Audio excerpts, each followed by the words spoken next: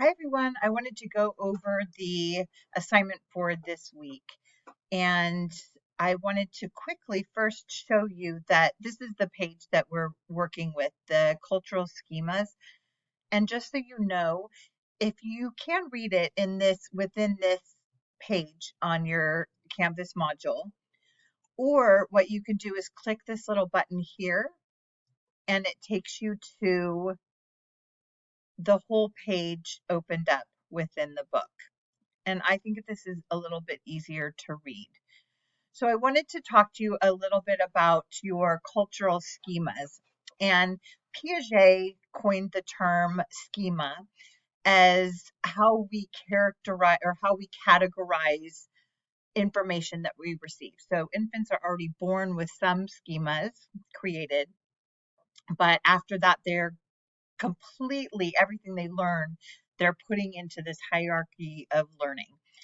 And so an example of that would be a baby is learning, has a cat, and the cat comes around, and the cat's tail waves in their face, and they know it's furry, and the cat purrs. And then maybe they are in their stroller and they're out and about, and they see a dog on a leash.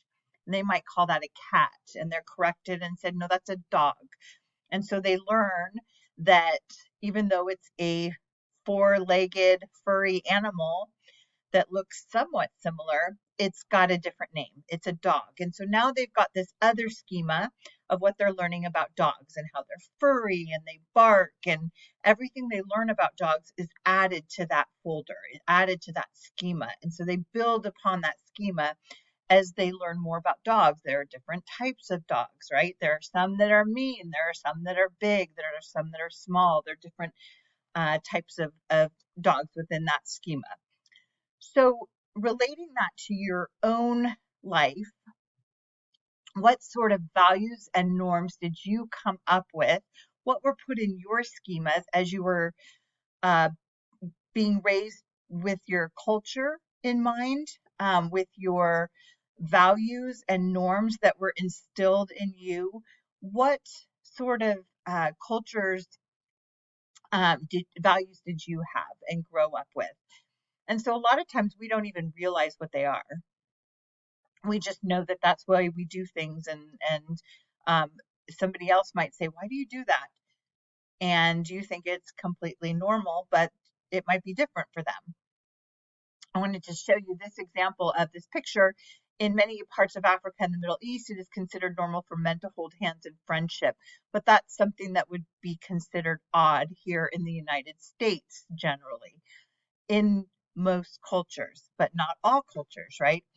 And within your culture, you also have family norms and values that were instilled. And so sometimes it's hard to differentiate between the cultural norm and the family norm.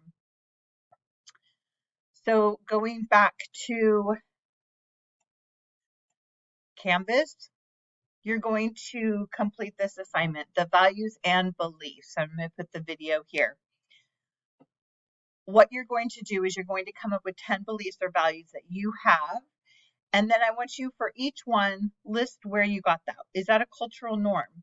Is that a family? Somebody in your family passed that down. Did you learn that from your grandpa?